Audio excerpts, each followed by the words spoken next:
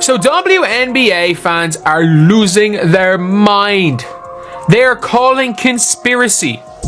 They're calling conspiracy about the Indiana Fever. Did you hear about the wild conspiracy theories shaking up the WNBA? Fans are going crazy, claiming the league is rigging games in Caitlin Clark's favor. Some even believe the WNBA president orchestrated Sydney Colson's signing with the Fever just to help Clark win a championship. Sounds unbelievable, right? But here's where it gets even crazier. People are already pushing the idea that if Clark wins a title now, it's only because she's on a stacked team. It's as if the Fever is the only squad-building talent. So, what's the real story here?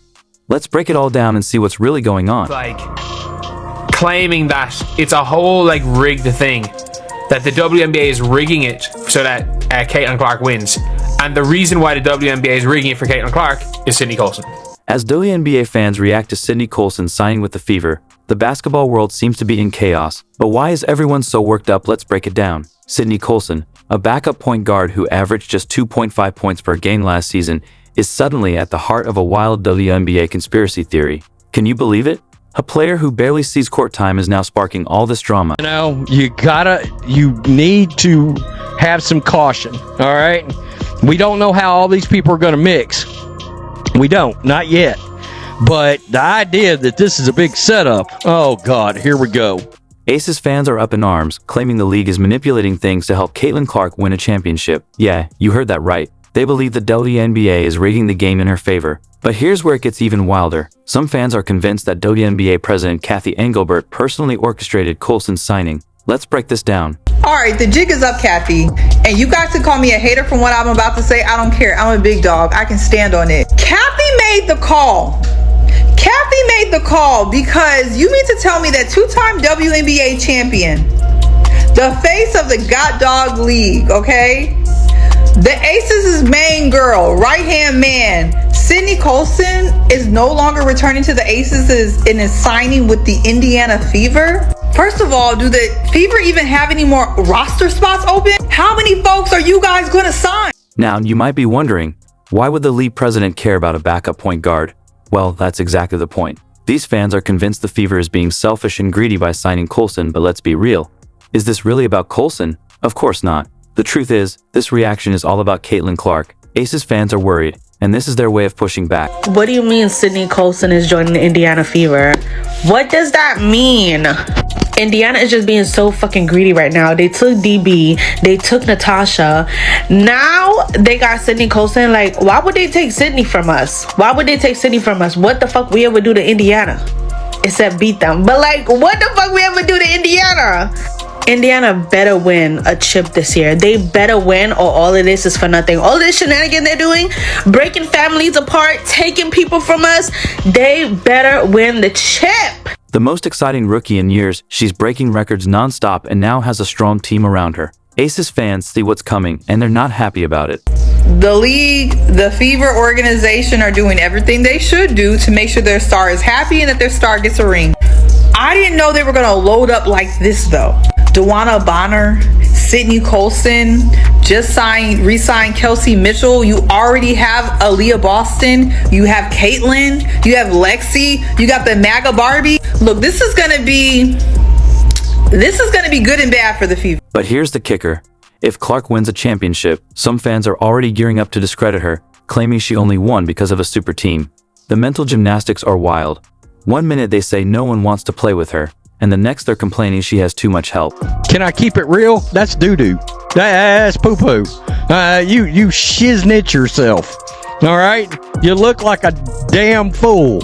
Whichever fans are running around out there saying no one wanted to play with Clark, oh, double middle finger, stone cold stunner straight to your face hole, okay?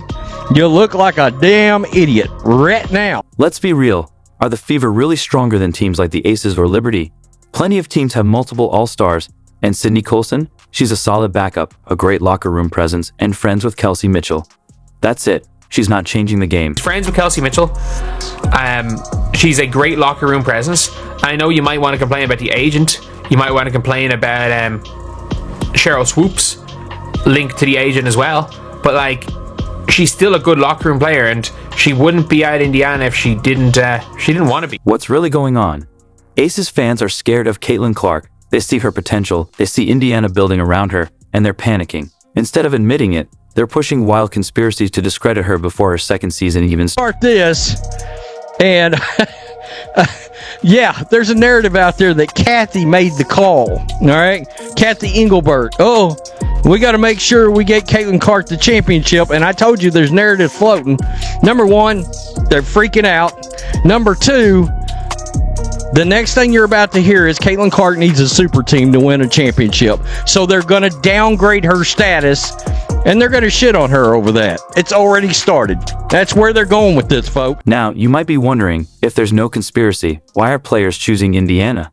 That's the real story. It's not some grand WNBA scheme. Players want to play with Caitlin Clark because she's that good. They see a chance to be part of something special alongside a generational talent. But I will say with that one, you have now got like Colson, who is big. You've got like the Warner Bonner. You've got all these players, but like the reason why they went to the Fever is nothing to do with Kathy Engelbert. First, let's talk about Natasha Howard. She's eager to join the Fever, but why? Here's where it gets interesting. Howard sees an opportunity to be part of something special. Playing with Clark is a big draw, but she also sees room for her own growth. It's like joining a team on the verge of something big. Who wouldn't want that? Let me explain why every new player is playing with them. Natasha Howard clearly wants to be there. She really wants to be in Indiana. She really wants to play specifically with Caitlin Clark. Sophie Cunningham got traded there. Then Jaylen Brown got traded there, is almost certainly going to be cut before the season starts. Remember when people said no one would want to team up with Clark? Well, they're eating their words now. Even Sophie Cunningham is heading to Indiana. She sees the potential of playing alongside Clark and being part of a competitive team. She would not be there if she did not want to be there.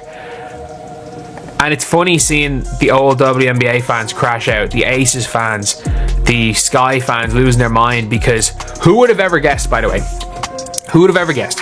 When you have a top 5 player and a top 15 player on rookie deals, who would have ever guessed when you have those two things that the team was going to be better, or they were going to be able to get free agents?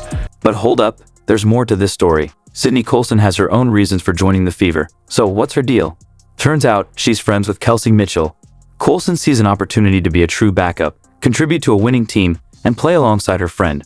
For her, it's the perfect situation. She can still average her 12-13 points a game. She's got a chance of winning a championship, and she doesn't have to play 35 a game. If she went to Phoenix, she would have to still play 35 a game. Now, you might be thinking, asterisk, isn't this just creating a super team? Asterisk, not so fast. Let's break it down.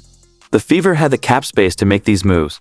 With their top players still on rookie deals, they had the flexibility to add talent. It's just smart team building, plain and simple. Like, did people not realize they lost Wheeler's contract? They still were way under the salary cap last year. And they lost Wheeler. Everybody, every single person knew coming into this season, even with getting Kelsey Mitchell back, that they had the ability to sign 2 max contract players. But here's where it gets really interesting. The Fever aren't landing players through shady backroom deals. They're simply using their cap space wisely, and players are taking notice. Think about it. They're building a competitive team the right way, all within the league's rules. On top of Kelsey Mitchell to sign 2 max contract players because of the how cheap everyone else is on the roster. The next highest paid player after their 3 max contract players, sorry, well, Katie Lou basically 4, is 100k Sophie Cunningham. They got a bunch of players on rookie deals. Like, that's the thing with the Aces. The Aces have 4 max contract players, and they have to fill it out with rookie deals.